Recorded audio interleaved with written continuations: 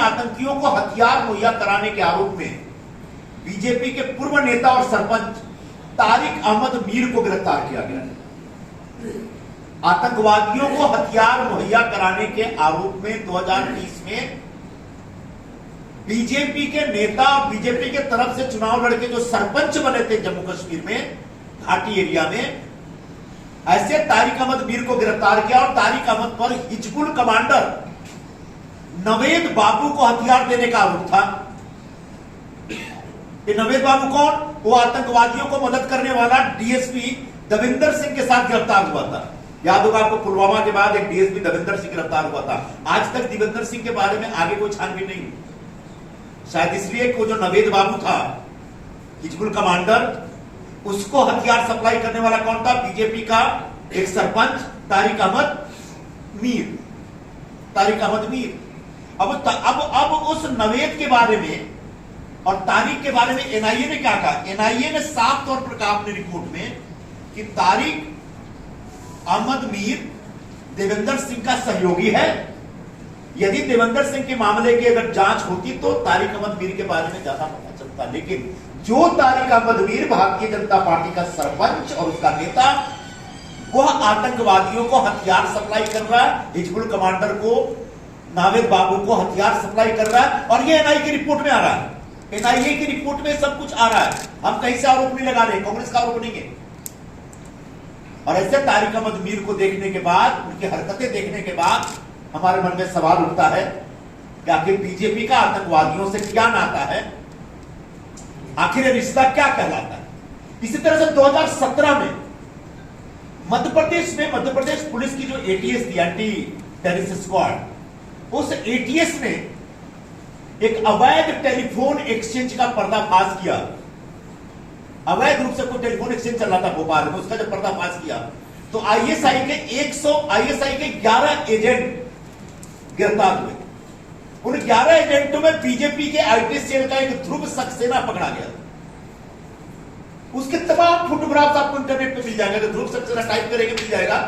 वो कहीं शिवराज सिंह चौहान जी के साथ फोटो है, कहीं इसके साथ फोटो है, कहीं उसके साथ फोटो है, प्रधानमंत्री जी के साथ, पता नहीं किस किस के साथ। वो बीजेपी का आईटी सेल का चीफ था और वो आईएसआई के 11 संदिग्धों में से एक पाया जाता है।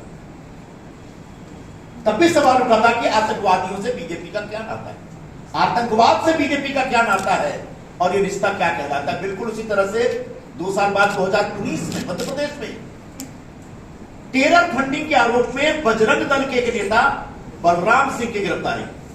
बजरंग दल के नेता थे बलराम सिंह जी, उनको मध्य प्रदेश पुलिस ने टेररिस्टों को फंडिंग करने के आरोप में गिरफ्तार किया था। और तब हमारी सरकार नहीं थी,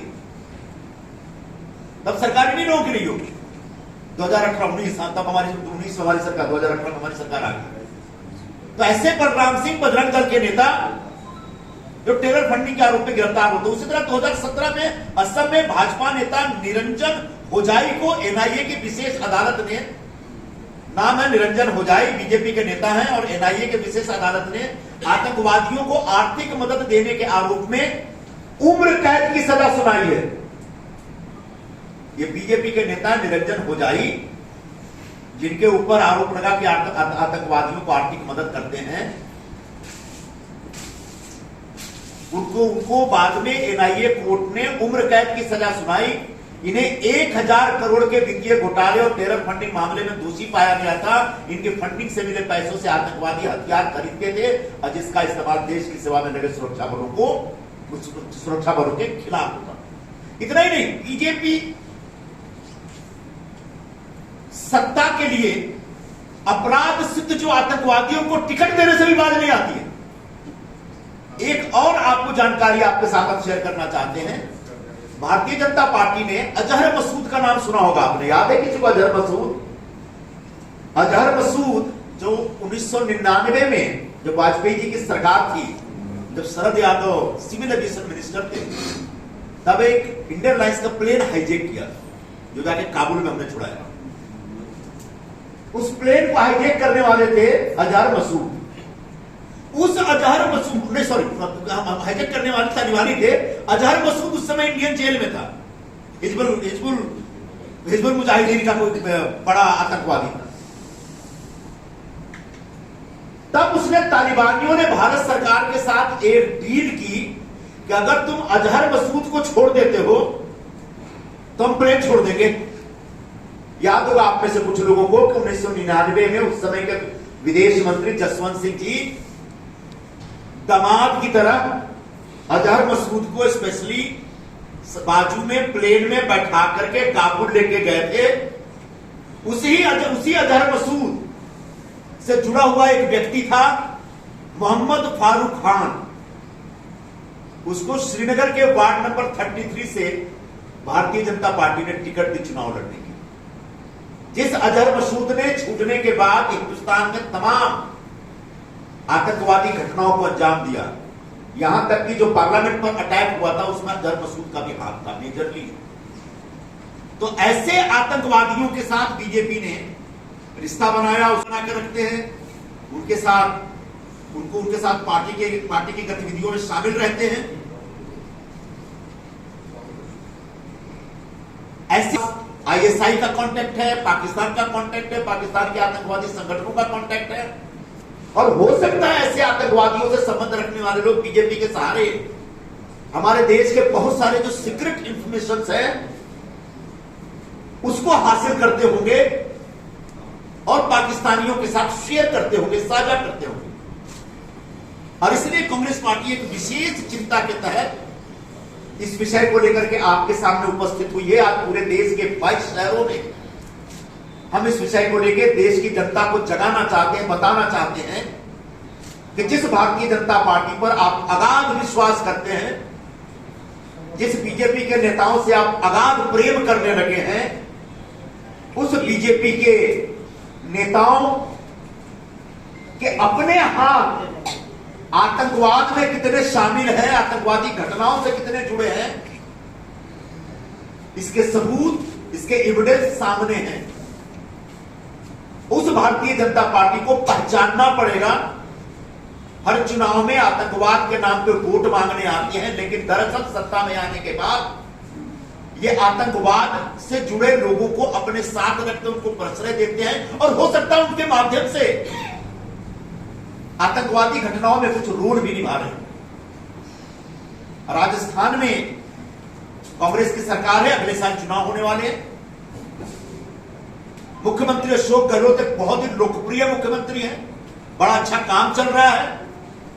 कहीं जानबूझ करके तो बीजेपी के कुछ लोगों ने मिलकर सब नहीं किया कि वहां एक पोलराइजेशन की पॉलिटिक्स हो, पूरा का पूरा वोट पोलराइज हो जाए और अशोक गहलोत की लोकप्रियता उस पर कम पड़ जाए।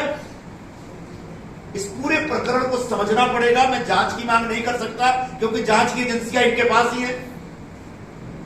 आप बोलेंगे कोर्ट में जाओ, कोर्ट में भी यही बैठे हुए हैं। पिछले आप 4-5 वर्षों में देख लीजिए, कोर्ट का कोई भी फैसला बीजेपी के खिलाफ नहीं आता। 2 लोगों को गिरफ्तार किया गया बिहार में, 2 लोगों के ऊपर आरोप है।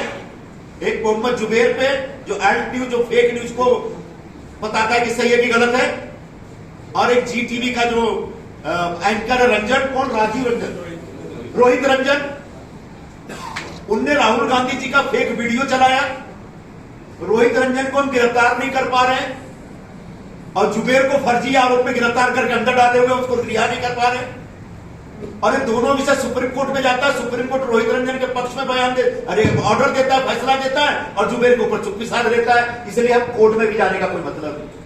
सबसे बड़ी अदालत जनता की अदालत है और उस अदालत में हम आपके माध्यम से जा रहे हैं, जनता के सामने यह विषय रख रहे हैं कि भारतीय जनता पार्टी का आतंकवाद से नाता है। यह रिश्ता क्या कहलाता है। इससे कन्हैयालाल जी की हत्या के बाद मेरे ख्याल से 8 दिन के बाद जम्मू कश्मीर के ग्रामीण क्षेत्र में वहां के गांव के लोगों ने लश्कर-ए-तोयबा के 2 लोगों को गिरफ्तार किया। उनको गांव के लोगों को शक हुआ कि ये शायद आतंकवादी हैं। उनके पास बम बनाने की चीजें थी, बम थे, बहुत सारे हथियार थे। दबोच लिया गांव के लोगों ने, क्योंकि ठीक अभी कुछ दिन पहले एक गांव के सरपंच की हत्या कर दी गई थी लश्कर-ए-तोयबा की तरफ से आईएसआई के इशारे पे। तो गांव के लोग बड़ा चौकस हो गए हैं, बड़ा सावधान हो गए हैं, बड़े सतर्क हैं और जहां कहीं इस प्रकार की कोई घटना दिखती है या आशंका होती है उस व्यक्ति को पकड़ ले रहे हैं। तो 2 लोगों को गिरफ्तार किया, उसमें एक व्यक्ति का नाम है तालिब हुसैन शाह, और उसको गिरफ्तार करके वहां एनआईए को दे दिया गया। और यह भी पता चला कि ये लोग अमरनाथ यात्रियों पे हमला करने का कुछ षड्यंत्र रच रहे थे। पता चलता है कि तालिब हुसैन शाह साहब जो हैं, ये भारतीय जनता पार्टी के आईटी सेल के प्रमुख हैं। हम आरोप नहीं लगा रहे, बीजेपी ने स्वीकार किया है कि हाँ वो हमारा पदाधिकारी था, वो बीजेपी का पदाधिकारी था। बीजेपी के जो वहां इस समय जम्मू कश्मीर के जो बीजेपी के बड़े बड़े नेता हैं, उनके साथ उनके फोटोग्राफ्स हैं तालिब के। और तब हमारे मन में सवाल उठता है कि आखिर आतंकवादियों से बीजेपी का क्या नाता है? ये जो रिश्ता है वो रिश्ता क्या कहलाता है? जो आतंकवाद के नाम पे आतंकवाद के खिलाफ आवाज बुलंद करके लोगों से वोट मांगते हैं, उनके अपने पदाधिकारी आतंकवादी घटनाओं से जुड़े हैं, आतंकवादी घटनाओं को अंजाम देने के षड्यंत्र में शामिल दिख रहे हैं, और उसको कांग्रेस पार्टी आरोप नहीं लगा रही है। इस प्रकार की बातें एनआईए भी कह रही है। आगे एक बात बताऊंगा, एनआईए ने अपनी रिपोर्ट में क्या कहा बीजेपी के एक कार्यकर्ता के बारे में जो आतंकवादी घटनाओं में शामिल पाया गया। तो ये दूसरी घटना। मैं महाराष्ट्र से आता हूं। महाराष्ट्र में बिल्कुल जिस समय राजस्थान में कन्हैयालाल जी की हत्या हुई थी, उसके कुछ दिनों के अंदर, 2-3 दिनों के अंदर ही अमरावती में एक केमिस्ट उमेश कोल्हे जी, उनकी भी गला रेत कर हत्या कर दी गई। बाद में पता चलता है कि इन्होंने भी नुपुर शर्मा के बयान को व्हाट्सएप ग्रुप में आगे बढ़ाया था, और एनआईए इस प्रकार की जांच कर रही है कि क्या व्हाट्सएप ग्रुप में जो इसने अपनी ये जानकारी आगे किया, नुपुर शर्मा को सपोर्ट किया, उससे इसकी हत्या का कोई लेना देना है क्या? ये जांच हो रही है। और इस जांच के आरोप में जिस व्यक्ति को गिरफ्तार किया गया उसका नाम है इरफान खान, वो मास्टरमाइंड है उमेश कोल्हे की हत्या। ये इरफान खान जो है अमरावती की एक निर्दलीय सांसद है नवनीत राणा, और वहीं के उनके पति हैं जो निर्दलीय विधायक हैं रवि राणा। ये दोनों के मुख्य प्रचारक हैं इरफान खान। अब आप पूछेंगे इससे भारतीय जनता पार्टी का क्या लेना देना? तो दोनों राणा दंपत्ति इंडिपेंडेंट कम बीजेपी के ज्यादा है इस समय। जब महाराष्ट्र विकास आघाड़ी की सरकार थी, उद्धव ठाकरे जब मुख्यमंत्री हुआ करते थे, तो आपने ध्यान दिया होगा कि नवनीत राणा ने चुनौती की दी कि मैं उद्धव ठाकरे के जो पुराने घर है, उनका घर जो पारिवारिक घर है, मातोश्री उसके सामने हनुमान चालीसा पढ़ेंगे, जिसकी वजह से उनको गिरफ्तार किया गया, रवि राणा को भी गिरफ्तार किया गया। ये सब बीजेपी के इशारे पे हो रहा था। तो बीजेपी और राणा दंपत्ति का एक जबरदस्त रिश्ता है, दोनों एक दूसरे के बहुत करीब है, ये स्थापित हो चुका है। और अब पता चलता है कि उमेश कोल्हे जो बीजेपी या आरएसएस से जुड़ा हुआ कोई व्यक्ति था, केमिस्ट थे, उसकी हत्या में जो इरफान खान पकड़ा गया है मास्टरमाइंड, वो इन राणा दंपत्ति का आदमी था। फिर हमारा सवाल उठता है कि भारतीय जनता पार्टी और ऐसे हत्यारों का आखिर नाता क्या है, रिश्ता क्या है?